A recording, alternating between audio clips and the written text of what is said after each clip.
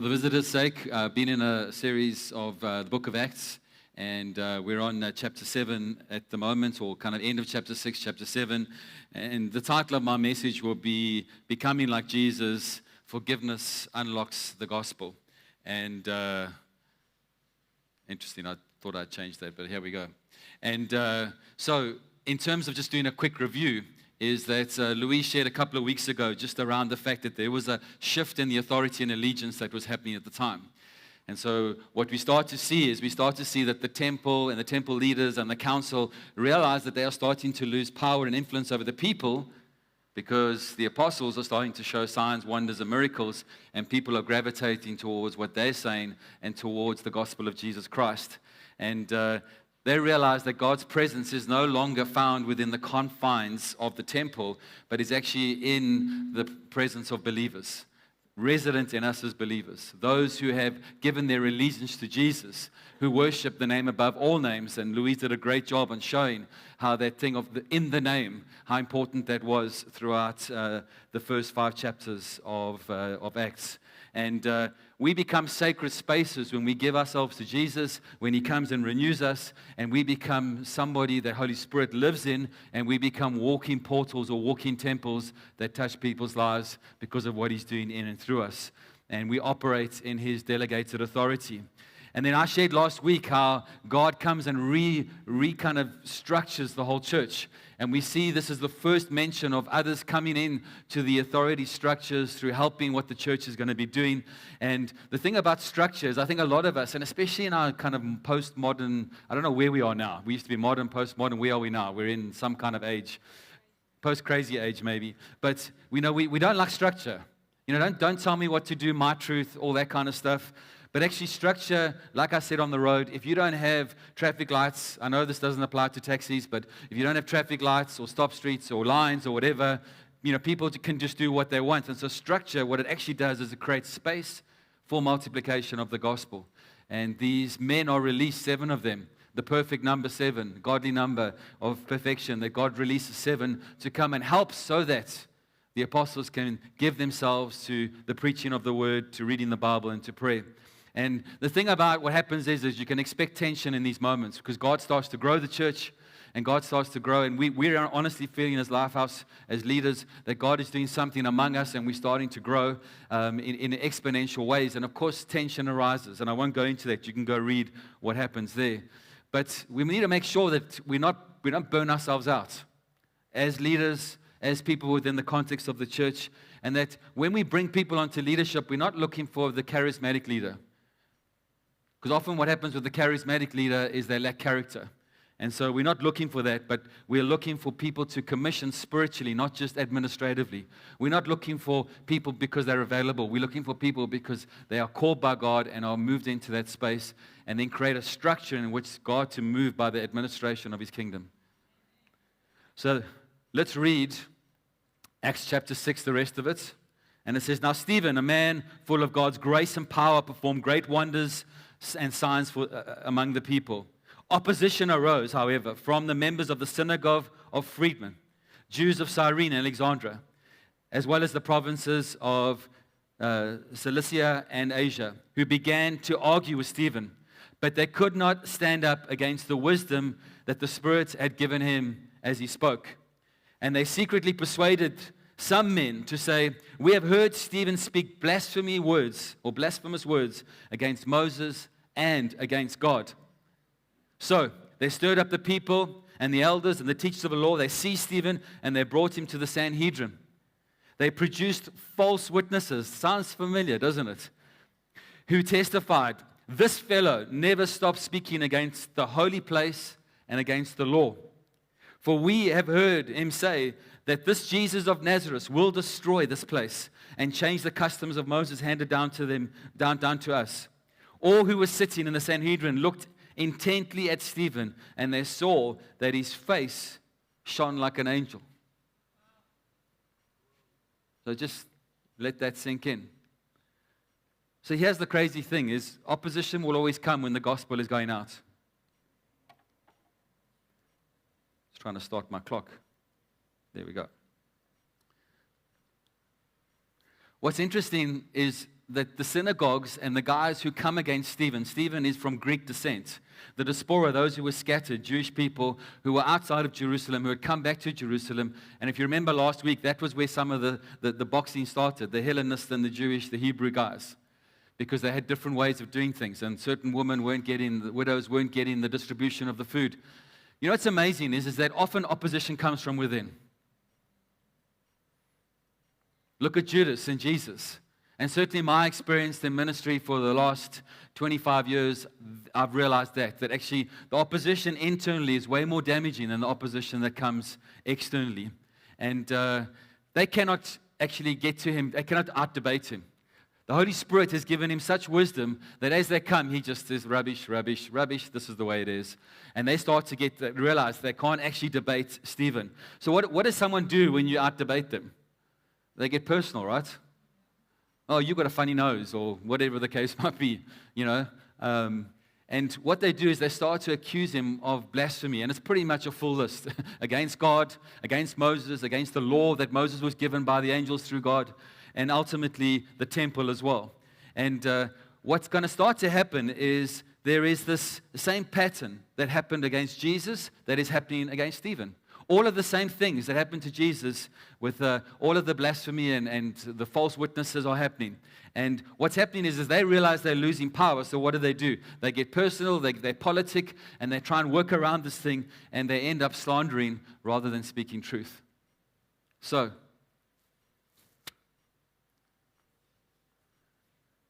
power will corrupt your spiritual eyes.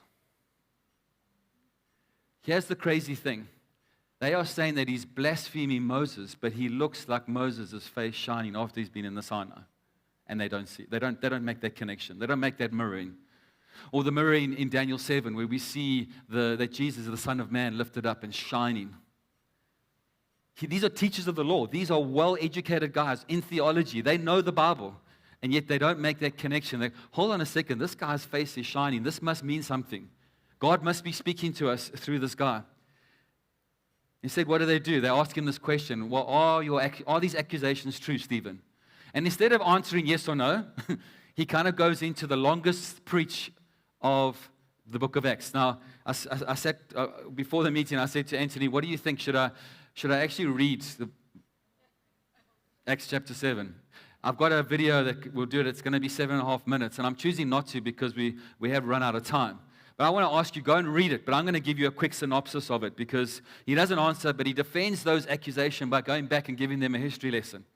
And you can see it behind me, verse 2 to 16, he kind of defends the fact that he doesn't blaspheme God, that he holds God in high esteem. Verse 17 to 42, he shows how who Moses is and why he supports who Moses is and the prophet that he was and the prophetic words that he gave, etc., that actually point to Jesus and then the releasing of the law. And then the last bit, he talks about the temple and that actually the temple's not the important thing. And we'll get into that in a moment. So as you can see, I am not going to read this. It's a lot. But what he does is he starts off by quoting Psalm 29. And look at what Psalm 29 says. Give unto the Lord, O you mighty ones, give unto the Lord glory and strength. Give unto the Lord glory, the glory due to his name. Worship the Lord in the beauty of his holiness. I love that text. The voice of the Lord is over the waters, and this is how he starts. The God of glory thunders. The Lord is over many waters. So why does he quote? Remember, when New Testament writers quote the Old Testament, they're actually trying to give you context, and they're saying, go back to the whole psalm. They're not just, even though they're quoting one little verse, they're saying, actually, this is encapsulated in the whole psalm. And what's interesting here is that when water is mentioned in the Old Testament, especially for the ancient world, water symbolizes this chaos, this danger, things that are beyond human control. Because they knew fishermen, they were out there, and when the squalls came, they could do nothing. They were left helpless. And that the gods were actually the rulers, or ruled the sea. The different gods that they worshipped, Ashtoreth and Molech and all those kind of things. And so he starts his defense with this process. And he says that God's voice just isn't a sound, but it's power in action. I don't know if you've ever, we all have. We live in Joburg, right? Especially over this last little while. Like when we have one of those hectic thunderstorms with lightning, thunder and lightning, very, very frightening, mamma mia. We know that feeling, right? We've been hit by lightning twice in the last year, having to replace our alarm system twice. And sometimes you're staying. I was actually in the bathroom the one time, and it hit the tree right next to our bathroom, and that's when it kind of burnt everything out. Our neighbor got smashed. TVs, everything, Wi-Fi, you name it, got smashed. But you know what it's like. Like it's like that when the thunder, and you can feel it goes through you, it reverberates through your body. And especially sometimes when you've got the crack and the bang at the same time. But then after the thunderstorm, after all of that noise and whatever else, there's such a peace. And that smell, I love that kind of smell after the nitrogen that's been released and the plants are growing and all those kind of things. And that's the picture here that the psalmist is trying to give us. But what Stephen's trying to say is, actually God rules over all of that. You think that the other gods do, but actually He is the God over all the chaos. And actually all creation is under His authority. As the Spirit hovered over the waters, He creates by the power and thunderous word that He speaks. And you know what? I'm about to show you the plans that He put in place, and He's going to bring about His purposes. And so, God's plan was the redemption for humanity. And He goes through this process, and He starts to unfold, and I'm giving you a very short synopsis, almost a précis of it, is that He starts with Abraham and Sarah. But the most important thing, He says, guess what? God started with them, and they didn't have a temple. So it's not about the temple, guys. So you can talk about Jesus destroying the temple. It's not about that. They'd made an idol of the temple, and I'll get to that in a moment. But what do? Here's Abraham. God speaks to him, and he leaves without knowing where he's going. As you know, my first preach of this year, I said it's going to be a Yogdi year. What does a Yogdi stand for? A year of God doing it. I think some of you, God's calling you into things, but you don't have all the stuff in place. And you've got to take that faith step and start moving towards where God's going to direct you. It might be a business, it might be a relationship, it might be other things. But I do believe that as you take those faith steps, God is going to take you to the place where you need to be. Because there was a land where the promised descendants of Abraham would live. And he never had a son yet. And didn't have a son for many years from that moment that God promised it to him. So, it's all about, Stephen goes through how God took them through this process, how He led them, how He protected them from other nations, how He gave them the covenant of circumcision, and how that was passed down to Isaac and Jacob. And then Jacob had his sons, and those sons became the patriarchs that started to take Israel and became Israel and all the tribes of Israel. Then he describes how they land up in Egypt, and he describes how Joseph, the deliverer, was rejected by his brothers. And what's happening here is if you go read chapter 7, notice how he's actually showing that Israel, you rejected the people that God sent to deliver you. That's who you are as a nation.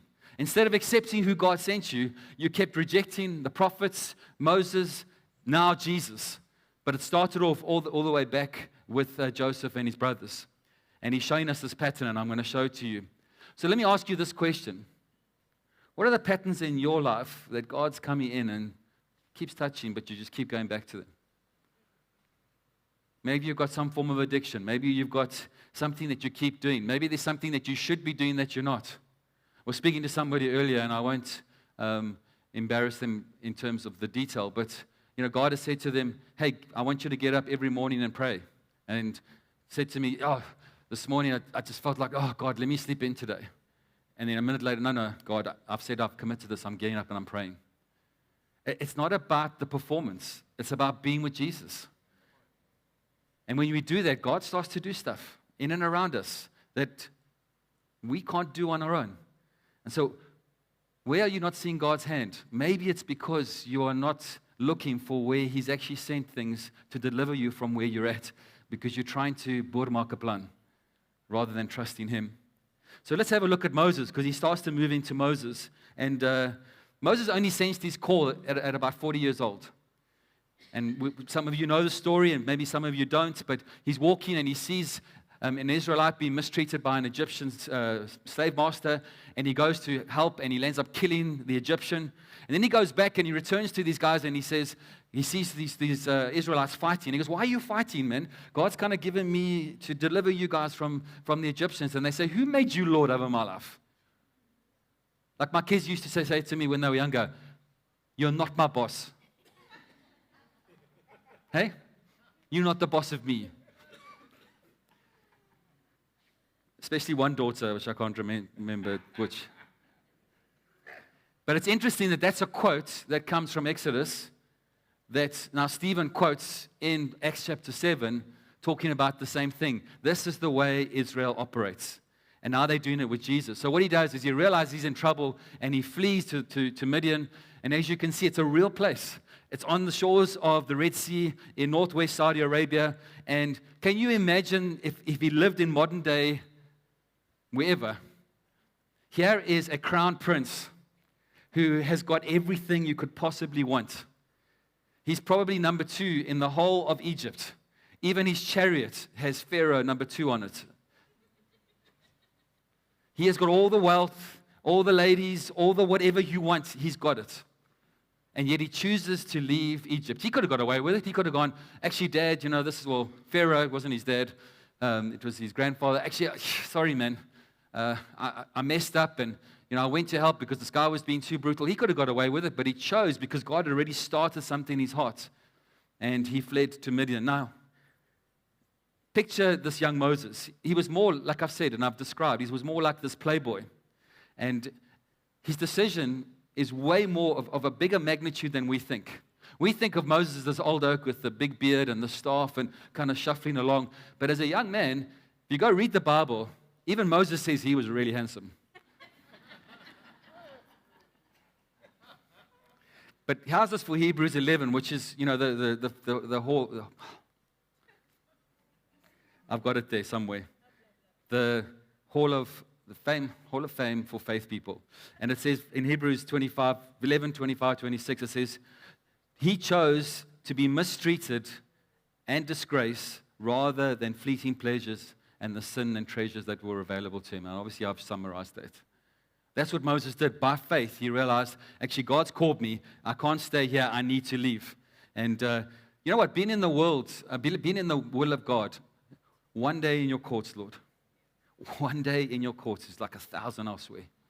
I don't know about you this morning, but the worship team took us into heaven in those moments where you just get lost and you go, oh my goodness. And I love Daniel's expression. It's actually when everything else disappears. And I don't know, but I just started to weep in one of those songs because I was like, God, one day in your presence like 1,000 elsewhere. When we are in the will of God, we know it. So he would rather be in the will of God in the desert than be outside the will of God with everything that opened and shut for him. And it's important to understand that from a worldly perspective, everyone thinks, shish, you gave up a lot, Moses. You had all the stuff in play, You were the boykie of the day. You've lost, you got nothing back. But from a spiritual point of view, he got everything. So, one of the things that I wanted to speak about here, because it's something I've done in my life many times, is often we act out in the energy of our flesh. Moses felt the calling of God in that moment, but he acted in the flesh and he killed an Egyptian. Was that God's plan? I don't think so. What about Joseph? Same thing. Joseph in the moment starts to interpret dreams before it's his due time. And he causes issues with his brothers who sell him into slavery with the Ishmaelites, and then he lands up in Egypt. So yes, God directs it and brings him back into that space. But I don't know that that was God's first plan or perfect plan for them. And so what Moses does is he relies on his natural gifting and his training. But if we do that, if you want a year of God doing it, if you're relying on your own natural abilities, you will fail. I promise you. I've done it. I've been there. I've got the T-shirts. I've got the badge. I've got the scars. So God takes him into the desert for another 40 years to train him. And guess what happens? It's only when God's manifest presence comes does he get released into the destiny that God had for him. The burning bush, not consuming. Actually, come and rely on me, and I will give you the fire that will not burn out and will not burn others in the way that I'm going to direct you in terms of your destiny. So he commissions him at that moment. And so, maybe just to go back and give you a quick story. And I know some of you have heard this, we weren't in full-time ministry yet. We had gone on to church planters. Maybe had just come into full-time ministry, actually. And there was a possibility of us joining a couple called the Godfreys to go across to the States to go and help with a church plant that had happened across there. And the nations were on our hearts, like with Rumbies. God started to stir stuff. And, Acts 2, verse 8, God, give us their nations as our inheritance. That should be a cry for us. Let's go disciple the nations. Yes, your neighbor, but others. And so I was really pumped up. I'm ready. I'm ready to go. We'd spent some time in the States, and we had this visiting couple who lead a church now in Dubai. They led one in KZN first. And this guy, we were chatting with him, and I was starting to share what I felt God was saying. And he said, you know what, Gary? I think you're interpreting your dreams before their due time. It's a not yet. God will release you, but it's a not yet. And too many times what we do is like Moses, we feel the stirring, and we, out of frustration of maybe what the current circumstances are, we act, and we actually break things, and then we actually land up taking us longer to get to the place where God would have taken us if we hadn't acted in our flesh. So let me say that again, encourage you. Do not interpret your dreams before their due time. And get alongside people. I was just so appreciative that this guy spoke truth. And I knew when he said it was true. And we didn't go. And then we landed up spending a time learning a whole bunch and then planting a church. So, did I get everything there? Yeah. So, what Stephen's trying to do is he's trying to kind of have this death blow onto the traditional thinking, because what's happening here is that these temple leaders, they've elevated Moses to such an extent, they've elevated the law to such an extent, they've elevated the temple to such an extent that has become what they worship rather than God himself. And they've housed God and they've kept him in the space. But what is the Eden mandate? It's to go forth and multiply, to actually multiply the presence of God out there. It's not supposed to be contained. So that's why God has to come in and destroy the temple, place his spirit within us, and then you'll see we'll scatter everybody else so that Acts 1:8 is outplayed. And that's what starts to happen in this process. So he's challenging these elevation of traditions. But guys, I'm telling you, I'm actually for Moses. I'm for the law. I'm for the temple. And he goes and he undoes all of those things. And he quotes Deuteronomy 18, which has said, there's going to come a prophet. So Moses is actually telling you about a prophet. I'm shining like Moses, and can you not see that it is Jesus whom you've now crucified? He is the risen Christ. And he talks about, now there's so many parallels between Jesus and Moses. And as you can see up behind me, I mean, I'm not going to go through all of them, but you can see. Everything from, they tried to kill them as babies, to left position of privilege, one from heaven, one from the courts of Pharaoh. Rejected first time, second time, shepherds, mediators of covenants, all of these things. They are so closely paralleled in terms of the deliverers that God has brought. Yet they rejected Moses first time up. They rejected Jesus first time up. But when he comes back again, they won't reject him, but they will accept him. So, when we look at this affirming allegiance, that's what Stephen is saying. Guys, I'm not blaspheming God. God of glory comes and thunders. God has got a plan in place for all of us, and he will bring it about. And I'm showing you that that's what he's done over the years. And actually, the law was for your benefit, to keep you as a nation, to help you not do what the other nations are doing. But what have you done? You've actually started to sacrifice and offer sacrifices to idols. And guess what? They were even sacrificing their babies. Now, just think for a moment. I mean, you've seen little Lily around. Imagine taking little Lily. And what they had these metal bronze statues with arms like this, and they would make them as fiery hot, red hot, white hot, and they would come and put their babies on there, and the babies would be burned to death. I mean, just think about how crazy that is. And yet they were doing that. And so Stephen comes and he dismantles it. Hey guys, you have no kind of moral or spiritual superiority here. You have not followed what God is saying. You guys have sacrificed to these foreign idols. And so that's why God allows Babylon to come in and scatter them and take them out of the land that God had given them. And then we talk about the temple. The temple, like I said, had become an idol. It wasn't about God anymore. Everybody had jobs, and, Jesus went in there and kind of, you guys are just trading. This has become a business, but it's a house of prayer, and he chases them out. But here's the thing that as I was preparing, do you know that David was the one who asked God to do the temple? God didn't ask him to do it. But God said, that's fine. I'm happy you do a temple, and I will fill it with my presence, but you can't do it because you've got blood on your hands. So your son Solomon will do it. And Solomon builds the temple. And if you look at the Mishnah, which is kind of the other laws of the Torah that were written, It says, if you've never seen the temple, you've never seen a beautiful building. How arrogant is that? That's how they kind of went about it. So he's not been anti-temple, he's been anti-idolatry. Don't worship the temple, guys. Actually, and now God's presence has lifted. He's now resident in believers, no longer. And so he's saying, actually, it's the point is God's presence, which is no longer there. And that's how it's been destroyed. Now, if we're honest, we do the same. So we can look at these guys and say, how could you miss it? But what is God doing in your life? Where is God's present residence? Where is God showing you fruitfulness? Are you pushing into those spaces?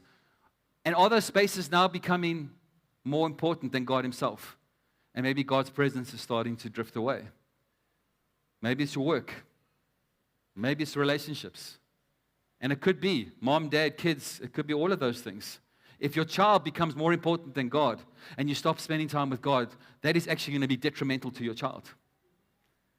Wife, husband, are you spending time with Jesus? Are you engaging him in the presence of the beauty of his holiness so that you become more like him, so that you can be a better husband or wife? Because if you don't do those things, then what you've done is you've elevated something above spending time with God. So then his tone changes. So he clearly didn't go to the Dale Carnegie course of how to win friends and influence people, because he kind of says, you stiff-necked, uncircumcised hearts and ears, you persecuted and murdered the Messiah. And what does that also resonate? Jesus from Matthew 23. You brood of vipers, you whitewashed tombs. Just goes at them and says, on the outside you guys look great, but you're actually just dying on the inside. And Stephen goes at them in the same way. And what's so interesting, he's using the terms that Moses used in Exodus. Those woe tombs are actually Moses' kind of words and kind of phraseology. And again, these guys just don't get it. And the biggest thing he says is by doing all of this stuff, you are resisting the work of Holy Spirit in you. Just like your forefathers, who you've kind of elevated to an unhelpful place. So what's their response? They gnash their teeth. I don't know how you gnash your teeth, but think of your kids. If you watch your kids when they're this age, actually the temple leaders act like children. These are Greek Jews. Stephen was a Greek Jew, now a Greek believer in Christ. And they get so angry with him. It's like a child who can't handle the fact that he can't have what he or she can't have what they want. And you've seen a kid, they literally have a tantrum, gnash their teeth, rush at him, put their fingers in their ears. No, I can't hear you. You stop talking. I don't want to hear this. I mean, can you believe that this is what's happening? But what they do is they drag him outside the city. Also, what is this talking of? Jesus. Stephen knows his time's up. He knows he's not going to get away with this. And the thing about stoning, we all think, you kind of, hold an oak up against the wall and you gooi klippe at him. No. What they would do is they would throw you off at least kind of a 5 or 10 meter cliff just outside the city so that you broke your leg or broke something so you couldn't get away. And then what they do, they'd take boulders and they would dump it on your body, normally your head or your chest area, to crush your chest cavity to kill you. If that didn't work, then they would just keep piling rocks onto you until the pressure of the rocks would just suffocate you. It was a barbaric way of killing somebody. And Stephen in that moment knows what's going on. And the thing about the stoning was this was a cosmic event. This wasn't just a little moment happening around Jerusalem. But when you go to Psalm 82 and you see how God is judging corrupt leaders, God is starting to judge the leaders of the temple. And Daniel 7, where he's removing the authority and he's placing Jesus on the throne. And that's what starts to happen, is that Stephen is actually acting as prosecutor. He's actually not giving them a history lesson. He's actually standing as a prosecutor, declaring the judgment over them because they have left the living God. They've stopped worshiping him and they've worshiped themselves.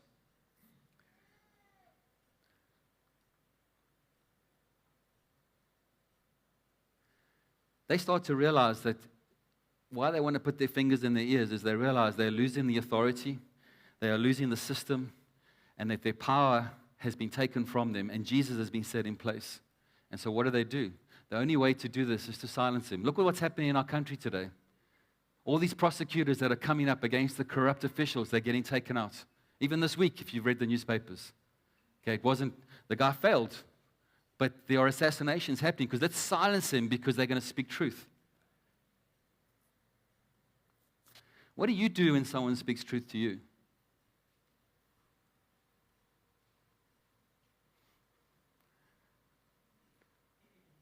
I've got a truth-speaking wife, which is not always easy. Gary, you're a muppet. Why did you do that? Why did you say that? She's more gentle than that, most of the time. My kids are the same. Other people in this church have, they love Louise, but when she speaks truth, they don't like her. And then she becomes the object of their wrath because she's spoken truth to them, but they don't want to appropriate it. No, it's the way you said it. Okay. Well, what do you mean? No, you were too harsh when you said it. But truth was spoken. And if you appropriate that truth and you're allowed to sink in and you're allowed to change you and you walk in it, it actually brings you into freedom. But we don't like truth spoken to us, do we? I don't. So I don't know about you. But if you stop and you say, okay, let me honestly look at what was truth that somebody said to me. How can I make the adjustment? I think God takes us into a space that's way different. And what we see here is the introduction of the Apostle Paul, called Saul at the time. He clearly plays a key role in this execution. He's standing there with a smile on his face, watching this go down, probably his arms crossed, probably walking around with hey, I'm doing this. And you'll see in Acts chapter 8 what he does after this. But there's an intentional narrative set up here. What's being set up is look at what's going to happen, because Stephen's blood is the seed of the conversion of Apostle Paul, ultimately, who becomes the most prolific apostle in terms of the New Testament and all these writings that we have now. And then what happens is Stephen's death scatters everybody into Judea, Samaria, and outer parts of the world. Here's the crux of it, and I'll be finished in 2 minutes. I promised myself I wouldn't get emotional in this time, but I'm going to go to the next slide. Jesus, in the whole of the New Testament, is described as sitting at the right hand of the Father. But in this moment, he stands. I don't know how I would respond in that circumstance. I wish I could respond like Stephen. But Stephen emulates and responds like Jesus. Is that who we are as a people, that we are spending time? The only way this is possible is if I spend time with Jesus, I can become like him, and I can do the things that he would do if he were me. Because Stephen is showing that that's what he's done. Whatever year God's got ahead for you, whatever you are going to be faced, whatever your destiny is, I want to encourage you, be with Jesus. Because it's the only way, if you are looking for patience, you will get patience. You can't go, give me patience, give me patience, give me patience. I don't need patience. It's actually more about I'm with Jesus who is patient. And Lord, in that moment when I'm needing patience, God will give it to me because I become like him. I love Dallas Willard's expression is, why don't you train off the spot, then when you're on the spot, you will act like Jesus. And so there's a training process of being with Jesus all the time, because my deepest desire is to get to eternity. And like Stephen here, imagine walking in and Jesus is standing when you walk through the pearly gates, as it were.